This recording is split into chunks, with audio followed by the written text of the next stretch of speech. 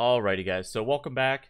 I hope if you guys had a chance to check out my Mythic Plus Workshop stream, I hope you guys enjoyed it. Overall, I thought it was a pretty good success, and I think I want to do more of those moving into the future. Maybe once every couple weeks, maybe once a month, depending on my availability or whatever real-life obligations I have surrounding it. I'm going to be announcing more of them whenever I am free, though. Overall, I thought it was pretty fun, and I enjoyed it. Big shout out to Rotto for helping me out. If you like, you can check out his Twitch. It's Rotto, ROTTO_. So make sure to check that out. That's always super helpful for him. And make sure to check out my stuff in the description, my Patreon, my Discord, my Twitch, all that stuff. And with that said, let's just jump into the keys. I actually really like this guy's UI. It's super clean. Dude, we have so many good UIs. I'm glad that everybody had a good UI that submitted videos. Yeah, I mean, your UI is so important to your core play. Well, not really, but just getting familiar with it and getting happy with it. Sorry, Esky, we picked the Deplete. We didn't pick the Tettles or whatever it was.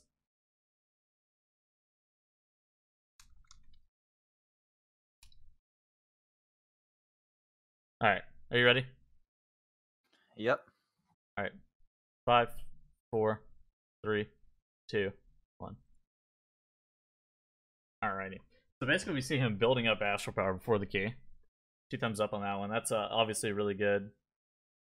I think this one, the reason I picked this one over the Ataldazar is I felt like, 1, Moonkin is very straightforward into Ataldazar, and 2, there's a lot to talk about with raging on this dungeon. I think the priority for raging targets is actually important. And so I think there's just like generally more to talk about. I actually have a ton of notes for this dungeon. I just realized it. So yeah, you saw him build AP and pre-Encarn. That was really good, making sure that you're getting the most value out of your Encarn and AP as you can. You see them electing to not use Bloodlust on the first pull of the dungeon, which I heavily disagree with, and they end up... So, spoiler alert, they end up holding Bloodlust for 11 minutes. Nah, no. You never do that. Never. Okay, so I would have literally have drums, honestly. Yeah, like, I would have drummed. Like, obviously it's not your call because you're not a Lust class, but I would have instantly have drums like this first pull. Like, even though it's whatever, holding Bloodlust for 11 minutes is like unacceptably long. Good job not using 2 Encarns on 1 pack. That's normally a pretty big bait. Well, okay, wow, so I wrote they triple Thrug. That's what I said too. I was like, man, like that is unfortunate. That is a lot of Thug. I honestly wouldn't be starfalling a lot in Motherlode. There's so many priority target ads, especially on raging and like bolstering that you just, or not bolstering, raging. You just want to get that ad down, raging as fast as possible, and then just kill him. Yeah, so that's something I wrote too. I wrote, you're definitely starfalling on too few targets. In addition to that, you're probably starfalling too often. There's generally a pretty good priority in terms of what mobs you should be DPSing down. The assassins and the refreshment vendors they should almost always be hit first. And then the mech jockey and then the thug, but the thug also has a ton of HP, and then the peacekeeper. And then there's like a soothe priority for raging, which goes the mech jockey, because the mech jockey, what's the ability that they cast? It's like that. It's the throat wrench thing. No. Like the mech jockey, not the other guys. The other guys are like whatever. The mech jockey does the guy that hops inside the peacekeeper. He does the he just like hits random at targets. It's not the wrench, but it's like a spray. It's like I don't remember what it is, but it will insta kill you. And then you got the thug. You should be soothing the thug second, and then the peacekeeper, then the refreshment vendor, then the assassin. The assassin doesn't need to really be soothed because you can just knock their cast, especially as a Moonkin. You're running double Druid group, and you also have 2 Hodges, so you don't need to actually be... Yeah, Grease Gun. That's exactly what it is. Grease Gun will instantly kill people if it's not soothed. God, yeah. Triple Thug, though, that is, like, very manly. Dude, they don't have a rogue. Have you seen the new meta strategy in the meta pull for this dungeon where you actually just, like, shroud at the very beginning and you walk all the way into that middle pavilion area and pull everything into the pavilion? No. Dude, that's like the new pull. That's how you do the dungeon now, which is super interesting. But triple thug is pretty spook because you don't, first off, you don't have enough soothes with 2 druids for triple thug. Plus, they can just like one hit you if they double charge you, or if they triple charge you, I guess. Right. Even if they're not even raging, like yeah, no, they can still one hit you. Gonna kill you. Yeah, no. But okay, so something, I don't know if you know this or not, but you should only be looking to Starfall on 7 targets plus. But this dungeon is like weird where some mobs have significantly higher priority. Like a Peacekeeper is not worth like one full mob to be Starfalling. Like it's fine to be AoEing it, but I think you'd be better off just single targeting down the current, like what we see on the screen. You should be Star Surging the Assassin, especially since it's raging right now. Try to making sure that you're getting out of that. You can also knock the hail, so that's just like some of those things that you should be watching out. The Peacekeepers can honestly just kind of get cleaved down slowly as long as your tank is not getting too high on reaping stacks. There's no real need for you to be trying to bomb or AoE down the Peacekeepers. This is a log/VOD review day shift. Would you like to join in with us? You can if you like. But yes, this is. What is that repeat weak aura? That's a repeat weak aura for for streaking stars. So basically streaking stars, whenever you cast 2 spells back to back or whatever, it'll end up proccing it. I don't know if the weak aura is broken or not. Somebody told me that it was, but I don't use it, so I didn't test it for myself. After the change to how Streaking Stars works with Solar Wrath, it might have been broken, but I'm not 100% sure. Yeah, I don't think it's very necessary. Okay, it's broken in the new update. Okay, yeah. I mean, yeah, it's not necessary anymore because you just kind of bounce Solar Wrath back and forth. Man, they still haven't used Bloodlust yet. Dude, come on, man. It's so bad, dude. It's like, no. Yeah, this is good first reaping, I think. I actually like where they're tanking it. They end up line of sighting the reaping pretty well, getting it all grouped up pretty quickly, so that the Ret Paladin can carry you. This is a good Starfall right here. All the mobs have equal priority in terms of when they need to die and stuff like that, so it's okay to be able to Starfall here. Motherlode is weird because you think it's like an AoE dungeon, but it ends up being like a largely single target dungeon for Moonkin. Is he running 1 high noon trait? I don't have the log for it, so I can't tell you. He's in chat. He might be able to tell you. Why? It just looks like it. I mean, High Noon is pretty good. No. I mean, I see he has Treacherous on. I know for a fact he has Arcanic Pulse, and I know for a fact he has Streaking.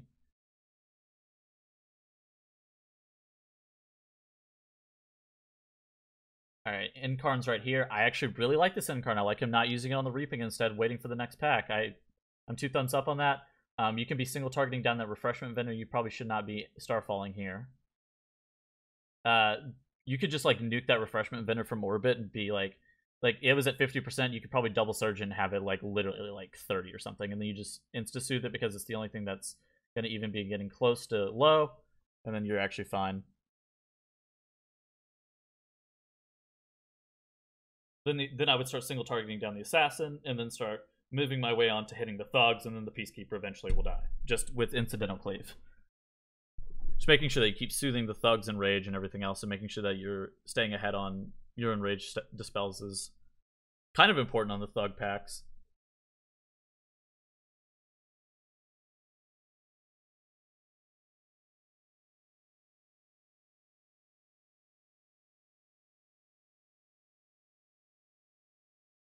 I think your positioning has been pretty good over the course of this whole entire dungeon. You've been kind of close to the mobs, but you haven't been standing in front of the Peacekeeper getting cleaved by the electric shock or anything, so it's been pretty good positionally.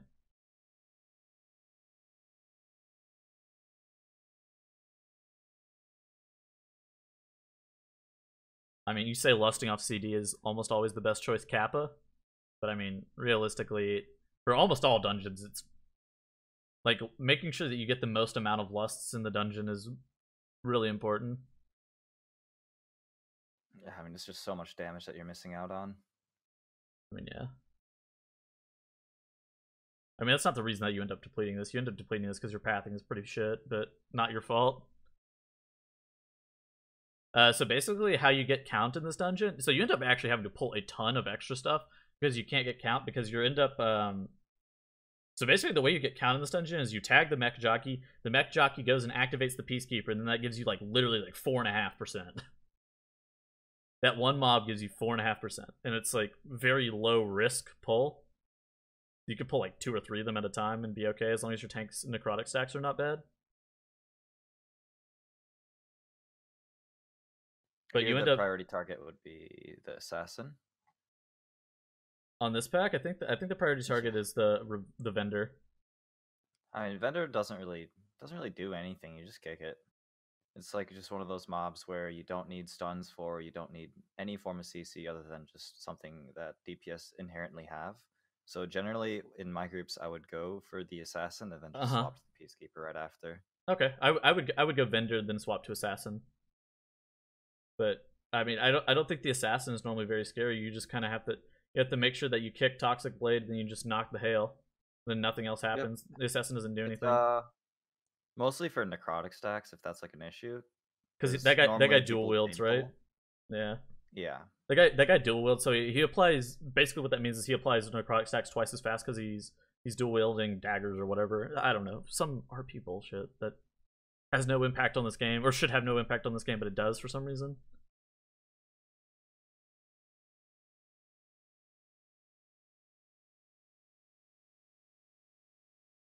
I wonder if you can kick the balls into like other mobs besides the boss. I don't know. I don't think anyone's tried that. I kind of want to try that.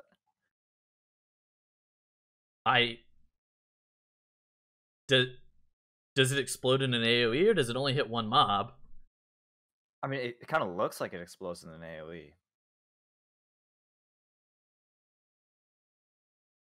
Dude, why do you even say stuff like that? Dude, that would be so strong, man. Why do you even say stuff like that? I don't know. That's such like that would be such the most random thing. Yeah, you're just gonna wipe your group. It happens sometimes, you know, trial and error. I think you should hold Incarn for like 10 seconds or so on pull here, because you can get overlap with Incarn on 2 of the foot bombs if you. Wait, did you have 2 foot bombs like stacked on top of one another? Oh man, that went off like in your group. That's so bad. That's not optimal. So basically, the bombs were stacked on top of the same frame as one another and you couldn't see it? Is that common? I don't even know if that's common or not, but I just... Yeah, it happens a lot. Sucks. I think they were just trying to save the bomb for like the last second. No, they weren't even trying to save it. Into 3. You just didn't see it until the end. They also... The tank is actually doing a pretty good job of moving the boss out of the coins. Making sure that he's not getting too high on stack so that the AoE doesn't hurt everybody. Oh no. The healer went down. Oh, yonked! Look at the moves! And then he said again, oh no! That's not the healer, it's an Ellie. Okay. Okay, you really should be using, making sure that you're using bark skin on cooldown here is very important. I don't know if that bomb was close enough. Okay, it was. But yeah, no, making sure that you use bark skin on cooldown for the stack pulse here is actually super important. It might not be on this level of key, but it's very important on higher levels because it does like a ridiculous amount of damage. And it's just like free mitigation, if that makes any sense. Because, I don't know, bark skin is like, you could honestly use bark skin on cooldown. You could like macro it in with another ability and you'd probably be okay. Like you could actually macro it into your rotation and you'd probably be fine. Alright, dude. Don't give people some weird ideas. I think it's a bad idea, but you could. I think it's better than not using it. No, you don't bark skin for damage. Yeah. It's damage mitigation. I mean, I guess technically it also converts to damage because if your healer has to heal you less, then he can DPS more. But that's indirect. You shouldn't be starfalling on this amount of targets. It's not 7 yet. Sick game that we play. He is focusing down the mine rats, though, which is a really good thing to do. We also use the lust, too. I mean, that is a good point. It's the major upside here, is we did use lust.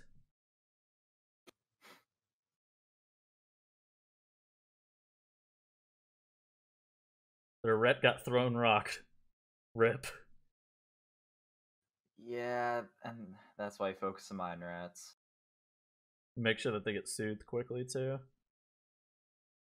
You see them double up here, and he gets an incarn. This is a very good incarn, honestly. I don't know if I'd be starfalling here, but still a very good timing for incarn. Oh, that typhoon. It's a good vortex. Go team, go! Dude, I think they're owning. I mean, okay, so the issue that they have right now, and the major issue that I see, is that they're at 45%, and so they end up having to clear just like a ridiculous amount of trash that doesn't give a lot of count. They end up having to clear like, what's my cat doing? They end up having to clear like all of the trash, not all the trash in this room, but they end up having to clear like just like a ridiculous amount of trash in this room, and they end up having to clear the trash after Azarok's room. And it's like, well, you really don't want to kill any of that trash. You would much prefer getting most of your percent through the Peacekeepers or whatever else. Yeah, I agree. Honestly, I don't really have an idea of what those mobs even do. Which ones? I've never actually pulled them. Oh, after the after Azarok? They end up pulling, what's he called? The mine something. Oh, the masterminds with mastermind. They end up pulling the mastermind. And what the mastermind ends up doing is he does like a gun attack where he ends up like sucking you, but it doesn't do anything. It just does damage. And then he ends up throwing out like this heal orb that whenever it goes over players, it ends up healing him. Yeah, that doesn't sound like a good. It's a pretty shit mob. It also has True Sight. It actually just has like a ridiculous amount of health. Oh, and it does a lot of magic damage, so your tank can only pull it so quick. But Prot Paladin actually has decent magic mitigation compared to like a Prot Warrior or something else. So his Furious Quake needs to get interrupted.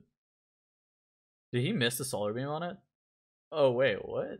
How did he miss the Solar Beam? Yeah, it looks like it. I think he beamed one of the Shield Biters. Oh man. Okay, so so you should have either Typhooned that or Solar Beamed it. It's all the same. I actually don't know if it was a protected cast or not. I don't know if he had the shield on himself. I can't actually tell.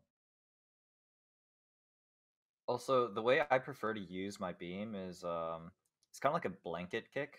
Once everyone else in the party's used up their kick, I just beam just so we get our kicks back up. I prefer to beam a little bit more proactive than that, especially early on. Yeah, I'm just super lazy.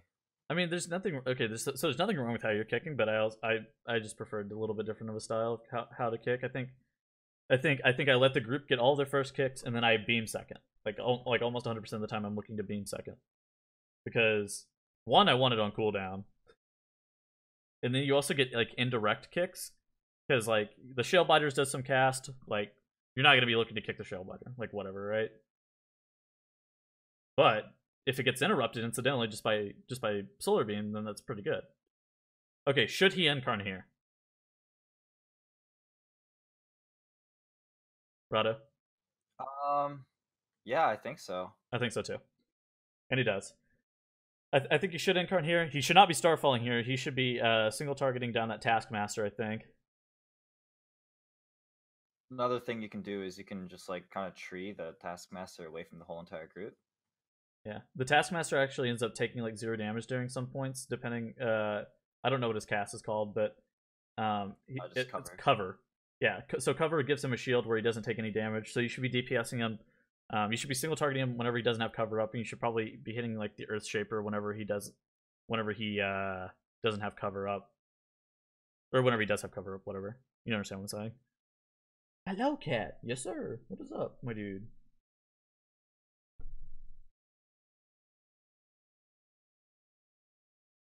Yeah, that Taskmaster has like a jillion health too. I don't know. I don't ever pull this back, so because a lot of groups just opt to skip it nowadays. Well, it just takes okay, so long. So the Taskmaster has a lot of health, and it doesn't give enough count. Like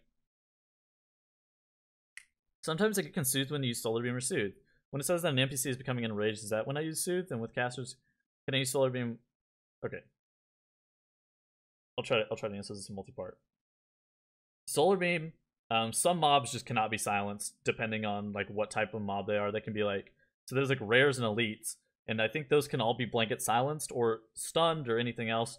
there are some mobs that are CC immune, and I don't know what they're called. They're called like commanders or some shit. They're not all like they don't have commander in their title, but I think that's like just some like in-game term that Blizzard ends up using. I think they're called commanders, and they can't be CC'd at all. Those can't be blanket silence. All bosses also cannot.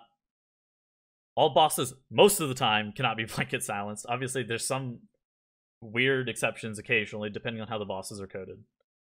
As for Soothe, depending on how you have your nameplate set up, you'll see when a mob has an enrage effect on it that you can Soothe. That's what I set it up for. I set up all of my nameplates and unit frames for dispellable debuffs, so I'm actually able to tell what I can and cannot Soothe, what I can and cannot, what I can and cannot Soothe. I'm not looking away. I saw that. So you should actually be typhooning the Resonant Quake, but that's like whatever. It's actually fine to Starfall here. The Earth Ragers are not close enough to the boss where you're actually getting good value. A second stun. That's unfortunate. The Earth Ragers are not close enough to the boss normally for you to get full value out of Star Surging, so it's actually fine for you to Starfall here if you actually think that they're better off getting killed one by one. Or not killed by one, killed at the same time. I think generally you should probably be single targeting down the one that has the damage taken buff, but I think it's also fine to Starfall. They're actually holding their Bloodlust too, which I don't think is great, but I mean, it looks like they're only gonna get 3 off. You'll see it come in a second, but they end up holding it for a while, which is like really bad too.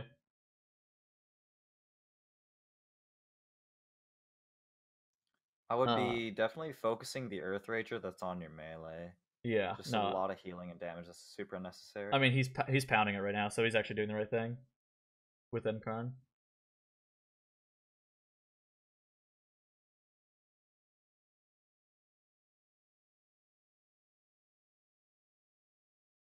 Yep, now you see Bloodlust coming in.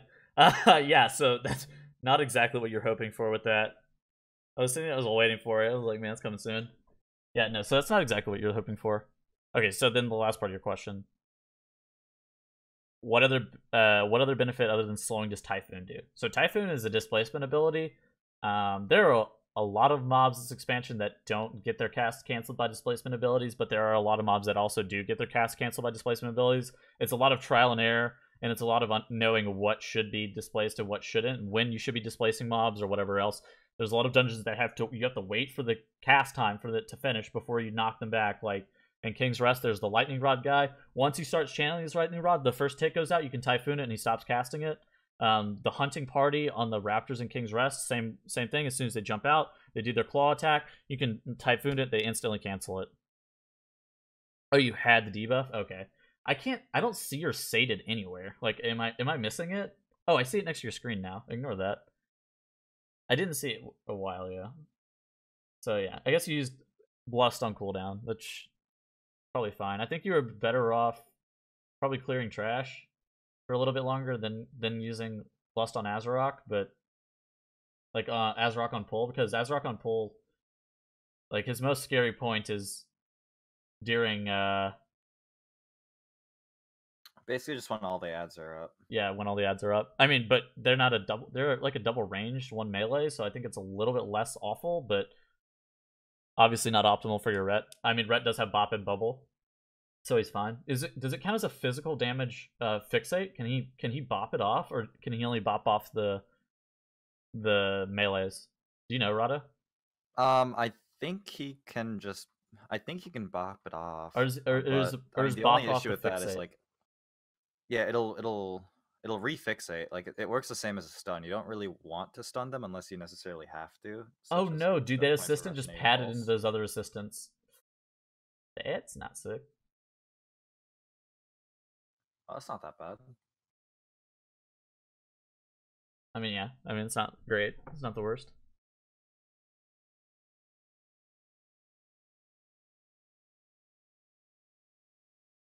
I don't know. So what do you think about their pathing, and what do you think they're doing percent wise? What do you think about that? I don't really like it because these mobs aren't really mobs where you can pull like big on. These are something you have to be really careful of. You always have to be aware of where the masterminds are, and even pulling a single mastermind is such a time sink because you can't really dodge the leech copule. Like it's going to get some ticks off no matter what. What do you think about them pulling these Tettles rats? Oh, the little rats. The I test mean, I do subjects. that sometimes. I mean, they're Like fine. I there don't is a what pack of rats. Like I you have can no idea kill. what count they give. Probably not enough. It's very small. They'll like if you kill a full pack, they'll probably give you like 2 or 3% Yeah, it at gave him most. like 3% right there. So So that's like oh, we missed one peacekeeper, yeah. whatever. We'll just get a rat pack. This is the issue. This is the issue with the dungeon is like these mobs are horribly time inefficient. So the alchemist, you can't pull multiple alchemists with like you can't double up this pack, right? Realistically, but you can pull like you can double up on like peacekeeper packs and get like you can actually get like 8% out of like a double peacekeeper plus like a thug and a I don't know an assassin or whatever. You can actually get like 8% of that. Yeah, with peacekeepers, you don't even really kill them. You just kind of like carry them along into other mobs, and they'll eventually die. Yeah, so in terms of the group play, this isn't really your fault for the pathing here. We were just more discussing like the theoretics of pathing. What individually you should be probably focusing on is your star falling entirely too much. That's really bad. Uh, and then obviously just like making sure that you understand when to use your incarn. You also need to make sure that you're patient with your beam. You ended up not wiping, but you ended up dying to that furious gaze. So I think being patient with your beam is okay. I don't think you want to be like jumping into it, kind of like what Rotto was saying. How he uses it, like his style of how to beam, is a little bit different than mine. But I think in general we're both a little bit more patient with. We're kind of waiting to see what's going on before we beam, as opposed to jumping into it. Yeah, it's only really a good kick if you use it on multiple mobs, or you're able to blanket something so another kick's gonna come up, right? Like it's not really like a demon hunter kick where they just want to be constantly kicking over and over again. We don't really have the option to do that as a 1 minute CD. Yeah. Well, I mean, also blanketing is it's on a 1 minute cooldown, so you do want to get some value out of it. And there's nothing wrong with using it early, so it comes up later on a next pack too. Like there is like a term where you can get like a free kick, right? Like Yeah. I always ask to beam. Do you know the pack on the at the bottom of the stairs in a tall Dazar right before Priestess? Oh yeah. I'm always first kick on that, like regardless, just so I can. I mean, even though you could get the augur to stop casting, I'm always first kick on that because I know it'll be up for the pack next if I beam first. Whereas if I hold it for too long, it might not be up, and we have to have it for the next pack. So I always beam first. Yeah. If I'm ever in that situation, I guess I just let the DH kick first. I feel so bad stealing a DH's kick. The sliver uptime hurts my eyes. Okay, so realistically, I don't think you should be playing around Sliver in Mythic Plus. I think it's good to equip, and I think it's actually a very good trinket, but I don't think you should be playing around it. I think actually stacking up in melee for a lot of the bosses is not a question, and you should definitely be standing in melee almost regardless. But I do think that the just the innate uptime that you get from Sliver just by it, I don't know, just by only having 5 players in the party and not always having to stand in melee is pretty good. You see the Ventrico Mastermind getting pulled. You should actually be trencing like right here. It should already be down. All right, there goes. Mastermind. Dude, that mob actually sucks. That mob has so much health for no reason. Heal once it goes out of God. Oh yeah, look at getting silenced too. This mob sucks. What 2 trinkets do you recommend? I recommend the PvP, one of the PvP on use ones. Regardless, it doesn't matter which one it is. It can either be badge or medallion. They're both very good. And then you want either a high crest of Paku or a high incandescent sliver. Ignition Mage's Fuse is also good for the other on-use slot. Those 3 are very good for on-use trinkets. And then you want your 2 static ones to be Paku or incandescent sliver. Honestly, you don't really have choice. Like, you get what you get. Titan Forge is like sick. I would go the medallion and the sliver. Yeah, 425 sliver must be nice, dude. Yeah, I'm very jealous of that. Wait, you don't have one yet? Wait, do you have one? Nah, I have a 421. Okay, you're the worst. Nah, I only have a 421. Alright, yeah. I mean, no socket. Feels bad. Dude, I swear, the thing just healed like 3%. Yeah, no, exactly. It's just you just leech orbs and then energy lashes. I mean, there's 2 of them here. This pack sucks. I don't think you ever pull this pack. I like these boomy weak aura pack. Dude, we've actually had a lot of good weak auras today.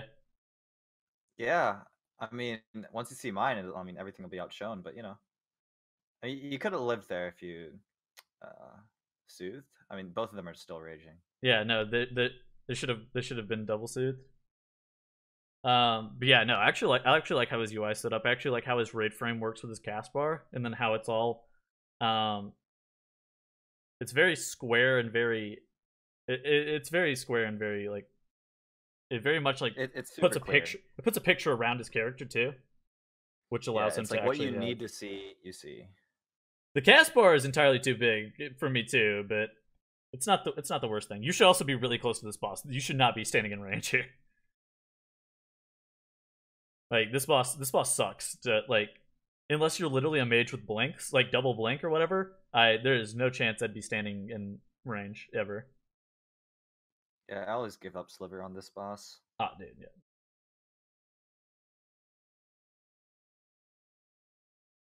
I mean, there are some points where I mean, I'm sure you could definitely use it if you had a different strat, but the way I think most people like to play this boss, you pretty much have to be constantly baiting, and that's nothing you can really give up with. Okay. Yes, okay, so shift basically is okay, so what shift is basically saying is that it's about knowing the boss timings. Saying it range is fine because it baits the localized stuff.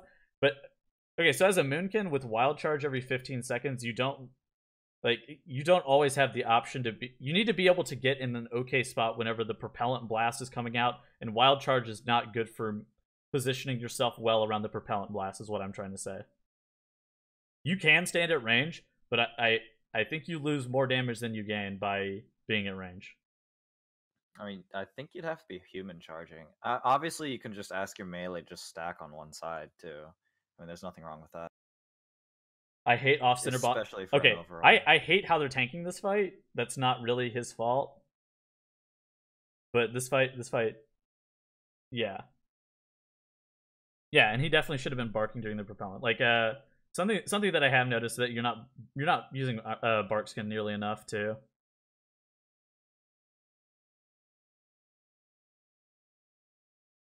This is a deplete, yes, correct. This is like a 2-minute deplete. That's why I ended up taking it. There was an Atal Dazar that was like completed that was also on the same run. I think this is like an hour-long VOD or whatever. We're only watching the Motherlode though, because I thought the Motherlode had a lot more talking points because of how like priority mobs to soothe, priority target damage. I thought there was a lot to learn from this too.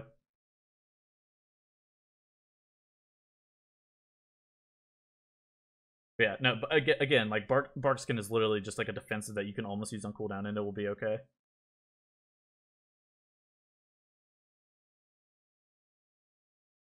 Like Moonkin has a lot of tools in its kit to be able to like survive stuff. They have Swiftman, they have Bark Skin.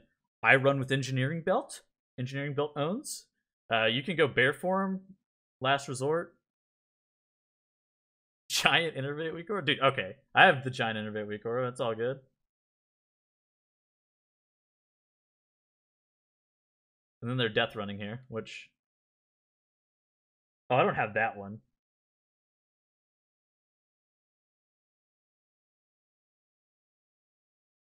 The text? I don't hate the text on his frame. I think it's just a recording issue where it looks pretty scuffed on the outline. Oh yeah, I have that same issue with mine too. What do you think about them having 4 hybrids so we can actually just res anybody? It's not bad. Not bad. I don't think it's okay. I don't think their comp is super sick, but I think it's okay. Ellie, Moonkin, Rhett. Yeah, I personally wouldn't stack Ellie and Moonkin. I mean, we kind of fill like the same roles. It's just that it's Yeah, like a I would little agree. trade-off of utility versus more AoE damage. I would agree. I think Rhett's worse than Rogue too. I think you need to either drop the Ellie or the Moonkin for an Outlaw Rogue, and then you have like a really good comp. Onk forehead. Okay. Yeah, dude, he has the Ankh uptime, man. he, Use it for your third pots. he onked on the first boss. It's not up yet. Yo, do you know something I learned yesterday, Rotto?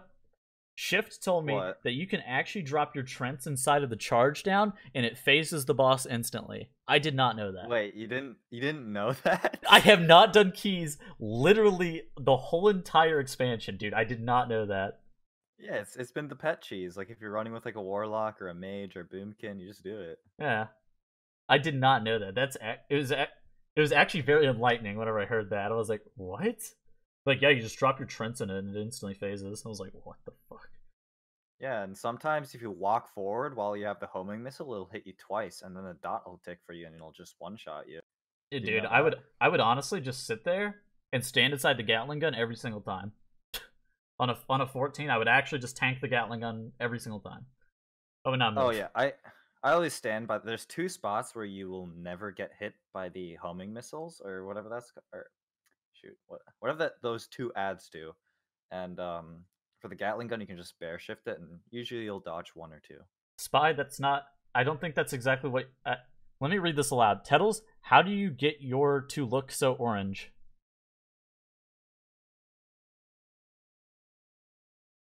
Tettles, Herald of the Hybrids, Upholder of the Unrepresented. Dude, okay, so just because I think Prot Paladin is good does not. I think Resto Shaman's actually not a bad healer. Doesn't mean. All right, it's not bad, dude. I still stand by that. How do I get my hair to look so orange? I don't know. My hair always looks this color. I'm getting a haircut soon. Yo, I thought about dyeing my hair light pink. What? Yeah, Like no troll? like no troll. I think that would look good as long as you like shaved and like did your eyebrows too. Oh, dude, I'm getting a hair. Yeah, definitely shaving. This is my lazy look right now. Sorry. Have you been lifting? Looking pretty swole. Thank you. I appreciate it. No, I have not.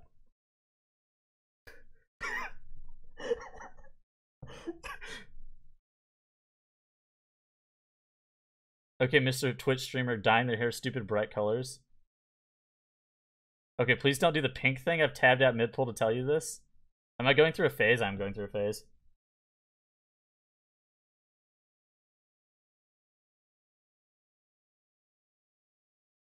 Since you look like an Irishman, why don't I have a beer? I don't keep beer in my house really.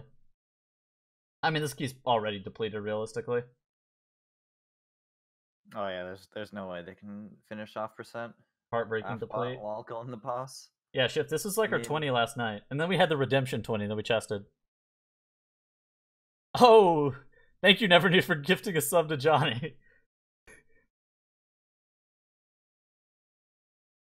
Where can you stand to avoid the missiles? Can you stand somewhere to avoid the missiles? Is that a thing? Yeah, it's a stairs in the back platform. You see where like the orange like arrows, the highway lead. Oh, ends? oh, he's talking. You're not Those two. talking about the honing missile. You're talking about the ground. No, effect. I'm talking about the ground effect. Yeah. No. The That honing makes. missile you can just shadow meld or something. Well, I don't think that's worth because then you're gonna hit by the Gatling gun and just instantly die.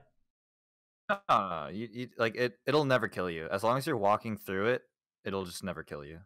I mean, you like let's say you'd save your bark skin for the homing missile as well as Swiftmend, and after that you just bear shift and move forward a little bit and go back to DPSing. I think it's a lot less You think that's GCD better? spent on movement. Okay. Oh yeah, I think so.